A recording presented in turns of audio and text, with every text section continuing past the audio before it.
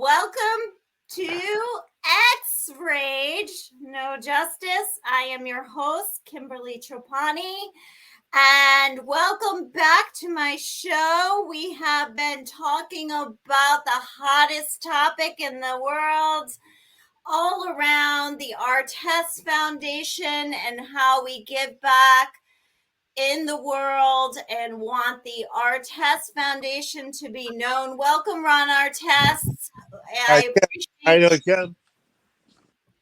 Yes, and also who joins us is Dr. Brad Kahn. I thank you so much for joining us. And with the story, with what's going on in the world, it's important to have these two guests on to talk about how Ron's son played basketball and the mental health issues surrounding that. Can you tell us a little bit, Ron, about your son and what he did for a living? Oh, Men of World Peace, aka Ron Artest. I'm his dad, quite naturally. He started playing basketball when he was about 8 years old, and he was having a lot of anxiety, a lot of trouble in school. So, the school dean had suggested that he take up a sport, and he chose basketball at 8 years old, and he's been playing it ever since. So it was an outlet for him, and it was uplifting for him to have a sport to exert and be out, and all of that anxiety has something to go to instead of just being bottled up. But he did well for himself, as everybody know. He's NBA champion, and now he's retired. According to the CDC, I pulled some statistics because I'm a type A personality and I just want to have the facts as well. Mental health includes our emotional, psychological, and social well-being and effects. There's no single cause for mental illness. A number of factors can contribute to risk for mental illness, such as adverse childhood experiences, injury, traumatic brain, biological factors, use of alcohol and drugs, having feelings of loneliness and isolation. Dr. Brad, do you want to introduce yourself? Tell us about you. Sure. Brad Kahn. I have a PhD in clinical psychology. In addition to doing clinical work, I also do work in sports psychology. However, with my work with athletes, I like to take a holistic approach, not only do performance-based stuff to enhance performance, but also look at underlying factors that can lead to frustration, aggression, depression. And, my key thing, I think, overall with clients, regardless if they're athletes or they're traditional talk therapy clients, is finding adaptive coping strategies. Oftentimes, our way of dealing with stress is the quick fix. It can be alcohol, some sort of illicit drug. But in my work, I like to find more adaptive coping strategies through, again, playing sport is one way of doing things. We find, research does find that even through the game of playing sports, especially working with kids, it helps with enhanced concentration. It helps them with good social skills. Same thing can apply with adults, when dealing with sport. Better to exercise than to go and get drunk, for example, or get high. So a lot of our work, it's about finding more adaptive coping strategies, how to deal with stress, whether it's utilizing holistic methods of meditation, mindfulness, things of that nature. And I think through the foundation, the work that's going on is they're providing a lot of, I would say adaptive coping strategies for the community by having activities for kids, having settings that are socially appropriate. Those are all things that can be utilized for successful mental health intervention. And I agree with you. Here in New York State, we were addressing the drug epidemic and how it's growing and how these children need to be in places of athletics and music so that they don't get involved in the wrong things. Ron, you raised 9 children and 27 grandchildren. Can you tell me about that? Yeah. So there are a lot of grandchildren. Also, I have multiple great grandchildren. The last I heard, it was in the 20s. I haven't seen all of them because they live all over the country. So I only seen about 4 or 5 out of about 25 great grandchildren. But I've seen all of my grandchildren. So they came along toward at around my grandchildren started coming along around the time me and my son's mothers broke up. So I think I lived in that house maybe about 2 or 3 years when they first started appearing. And then after that, I moved away, and I would just come by and see them at my children every day, and my grandchildren every day. But it was overall. But the time that I did live there while they were here, they were little, but I enjoyed it. I enjoy kids. I like watching and playing with little toddlers. They are the funniest creatures on the planet. So it was a blessing, and I'm glad that I had time to spend with them. And they all know me about Grandpa, Grandpa, Grandpa. What are you most proud of in your life, of your history of two of your sons playing basketball and one being a lawyer, Ron? Can you talk about that? Yeah, I've always been proud of my children, even before basketball came into the scene. I'm just proud of them because they're mine. That's all. My son, my daughter. Let me start with my daughter. She is a an up and coming artist. She sings. She's very creative with her lyrics and something that she loves to do as a hobby. But she's really enjoying that. So her is being a singer. She never really got into sports too much. So now after her, my other son, Jay, he's a lawyer. Believe it or not, where he get that talent from, I don't know, but he is a lawyer, and I'm very proud of him. Like I'm proud of my daughter. And then you got Daniel. He's a X-ball pro ball player. He played in the NBA summer league once. He played overseas as a pro. He played here in junior colleges. Yeah, so that's what it is. So everybody know who the other one is, Ron Artest, aka Medal of Peace. He's actually Ron Jet Jr. He never was Jr. So he came along. He put the icing on the cake. So I'm very proud of all my children. I'm very thankful to God that He blessed me with the children that I have. And we're going to roll his tape a little bit later, his basketball and your foundation. But let's talk a little bit while we have Dr. Brad on, and I appreciate you giving your time. What do you think is the best coping strategies for stress in life when people can't even survive? I think a lot of stuff. I mean, there's a lot of things we can do with that. I mean, a lot of it is. I mean, you're talking about. I mean, I think, wow. I mean, I think a lot of it is we talk about in the world of psychology. There's cognitive behavioral therapy, and this idea of what you do is cognitive reframing. So if you're having that negative thought, taking a moment just to think and, hey, wait, is this making any sense? Am I saying this? For example, if I think, a person looks at me the wrong way, and I think, well, hey, that person hates me. Everybody must hate me. Right. That's just very black and white thinking. And you have to take a moment to think, well, that doesn't make any sense. What's my evidence for this? What's my evidence against it? Let me think of times when people really cared about me. So a lot of it comes down to someone that's really depressed, maybe, and they're feeling like they're just down in the dumps. And sometimes they need to just write down all the good they have in their life and not focus on everything being kind of half full. And so maybe or half empty. Look at things half full. So again, it comes down to really just changing that thought process. But also, too, if you want to get deeper, just examining the root of where that behavior is coming from. Like, why am I getting this way? Why am I feeling so sad? Where is this coming from? What's caused this, traumatic, these traumatic feelings? So there's many different ways to look at it. But the key thing is, I think, is having support from people. I think that's really essential. Even if aside from just traditional talk therapy, just having people that are just good friends, good people, a good support system, having a strong community. Cognitive dissonance is going on in this world lots of times. Yes. I'm a type A. I don't understand why this world is going the way it is.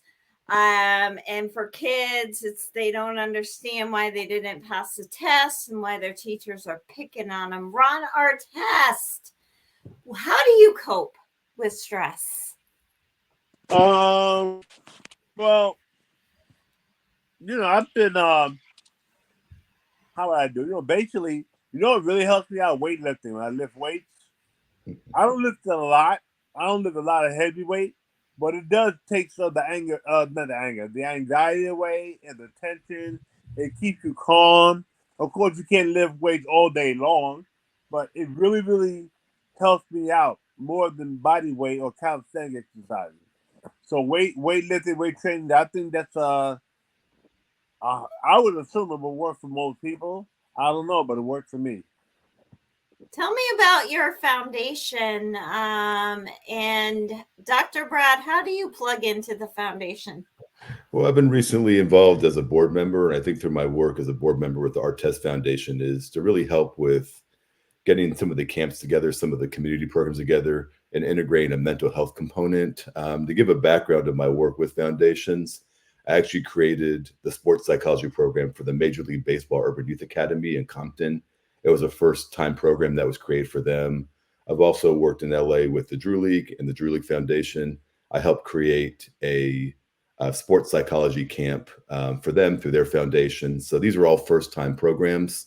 It didn't feel like mental health. And the first thing people come in is like, are you going to go and analyze everybody? No, it's not like that. It's more about integrating things that, again, I think a holistic approach to things where we're providing things that can help with good mental awareness, but also people feel physically and mentally good. And I want to bring that to the foundation. A lot of this stuff is already being done already. I'm just here to add and enhance and bring what I've done. And just, I think, again, the foundation has already laid the foundation. It's just now implementing more of these different evidence-based programs that can be effective to help in the community. And I'm looking forward to all the great work we're going to be doing. We've got some great things coming up, and I'm excited. Ron, what motivates you to get back to the world? What motivates me to get back to the world? I don't know. I guess I think the fact that my sons who play basketball growing up, I never had to pay a penny. When I was young, I never had to pay a penny. But I'm just glad that my sons were able to be with programs that will help them go to the next level as far as playing basketball. So I look at all of that and what I do with the foundation for the kids. One thing I'm very proud of is that I don't charge them not one red cent. I've gotten multiple uniforms, multiple pairs of stickers for the kids, stuff that was donated from the NBA, and I never charged the kids a dime. And for me, I'm very, very proud of that. Dr. Brad, what motivates you to give back to the world? I think, the help that I had people in my life that, again, grateful for, my mother, my father, and, everyone with my family, my stepmom, my stepfather, people of that nature. But it was also people in the community when they were, my family, my parents worked all the time. They weren't around all the time. I was a latchkey kid, but there were people within the community that really looked out for me. I think that was really important. After school programs were important for me, and I've always had a passion for that. And I think that's that, I didn't forget the people that looked out for me, just someone just giving me advice, just telling me something, even if it was just even watching someone on television that was a role model. There's just all these different things that had an impact in my work. And I saw the importance of giving back.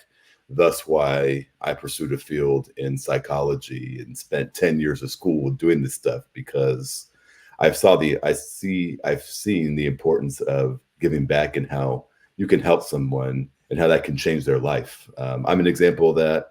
I've seen it with my clients. I've seen it with my students. I mean, I teach college, undergrad, grad school, and it's beautiful to see people's progression, whether it's them being able to cope with some sort of mental health distress, or even someone being afforded, a good education and being able to live a productive and progressive life. Tell me about Meta World Peace. Tell me about the name. What goes behind that name? Why Meta changed his name several times? Ron, you can take this one, and then Brett. Meta World Peace. I think it's a Hindu, like a Buddhist name. It means something like peace and joy and love, things like that. So Ron's career, his career was marked by a lot of tension, a lot of situations. So he comes to a point that he wanted to change. He wanted to deal with his anxiety and this, that, and the other. So he chose that name. I mean, I don't know deep into it, but he did chose that name because of the outlook that he has now. He wanted to promote love, joy, and peace. So fast forward a little bit, he changed his name again to Meta Sandiford Artest. So he kept Meta and he added an Artest at the end. Sandiford is his wife's maiden name, so that's why he changed the name to Meta Sandiford Artest. And now his little son, he just had a little boy about a couple of months ago. His name is Harat. What is his name? Hero Harata. I think Sandiford Artest. My son, he does that. Yeah, that's what it is. That's what I can tell you. Brad, what does Meta World Peace mean to you? I mean, meta world peace. I mean, from the outside looking in, I mean, you know, I could tell you just from, I mean, when I worked for the LA County Department of Mental Health, you know, they had posters of meta all over the place, and it said, "Hey, get services, talk to someone." So Yeah. of course, I mean, the moment I saw was I was still in grad school in my doc program, seeing a basketball player actually be vulnerable and open about them saying, "Hey, I want to shout out my psychiatrist." Like he changed the way that, in terms of removing the stigma of mental health, understanding that it's okay to talk to people. That impact of what he did after he won that ring with the Lakers led to other athletes coming out and open about their vulnerabilities and talking about their own, issues with mental health. So I think again, yeah, meta represents something of like, we think of like someone like a saint to a lot of folks in the mental health community because it helped all of us as clinicians be able to work with certain people that were more guarded, were less likely to talk to someone. But they said, well, if this guy can talk about it, this big guy who's out here killing on the court, who is a hero to a lot of us, can do it, then I can talk to somebody. Let's talk about mental health and how basketball ties in with health and fitness to make the mind body in check. Ron, did you see your son transform from his own issues in sports? You know, I guess so. He became calmer as the years going by, and he started receiving help, counseling, especially from one doctor, Dr. Santi. That Dr. Santi is the one that Brad just touched on. When Ron won the championship, and then he was like the first to be interviewed. And the first thing he said, I want to thank my doctor, Dr. Santi, my psychiatrist, which he's really a psychologist, but he didn't know. Mm-hmm. She really helped. He says he goes on to say she really helped me relax. So that was really big. That was huge. That was unprecedented. To me, I never seen anybody on national TV or maybe even the whole world would say that a pro athlete, not just a regular person, a pro athlete, where athletes are supposed to be strong and this and the other. But just because you might have anxiety, depression, or whatever mental illness you have, doesn't mean that you're not strong. It doesn't mean that's something that's out of your control and you need help with it. So I'm glad my son got help with his anxiety. What got you involved in basketball and activities, and what kept you going when you would lose a game? What would motivate you? Um, that's a great question. So, my dad got me into basketball, um, to direct my energy to basketball. And I started out pretty bad on 12th Street, right on Queensbridge. I was losing a lot. And then, when I turned 10, It was a Sprite tournament right here, actually, in the parking lot. It was a Sprite tournament. And I remember we lost that game. Me, my friend Cedric, and my other friend Kasim. And we walked back to Long Island City when they had other type of toys, cement toys. And we cried. I remember crying. 10 years old. I don't know why, but we just lost. I'm like, I'm not that good, but I don't know why I'm so vested into this game. You know, but I think that's probably where I fell in love with the game. And rather than, I had no skills. I can't put the ball. My friend do a lot, but rather than worry about that moment, I just said I'm going to get better. I'm just going to get better, and then I became better than a lot of the people that used to beat me when I was 10 and 12 and stuff. And then my dad. The last time my dad beat me, I think 14 years old. 13. 13. Yeah, 13. I can beat somebody. Well, I think 13 was the last time you beat me, but I think 14 was the last time we had Oh, a I chance. can Yeah, I think 14. 14 you still had a chance, but I think 15 it was like oh. 15. I ain't wild wasting time. Actually, you stopped playing against me. Wasting time. Wasting time. Playing against my dad, like I didn't realize how ready that was getting. Yeah. I didn't realize how ready that was getting. Yeah. Questions? I got a quick question for you based on that. Because we were talking before. So 10 years old, you lost the tournament, right? You went, you cried. So between 10 and say 14, what was the change? Was it just on your own, just doing all those drills, thousands of hours? Like Yeah, what? It was going outside. It wasn't a lot of drills at that time. It was just a lot of playing. Back in the day, you were outside a lot. You played a lot outside. I would walk from Queensbridge. I would walk to 45th Road. If I couldn't make it on the court on 12th Street, because like I wasn't that good, then I would walk somewhere. I'll walk to DF Park. Hopefully, I can make it on the court there. I'll walk back to 45th Road, and hopefully, I can make it on the court there. But then sometimes those courts was packed, and I would have to walk all the way to Sawyer Park under the bridge. Sometimes there's not a lot of people. There's a lot of courts there still, right? I think still a lot of courts there. Nobody ever uses them. That was like my hideaway, right there, right under the bridge. So just like playing a lot against older people, working on stuff, trying to get better. And then my game just accelerated.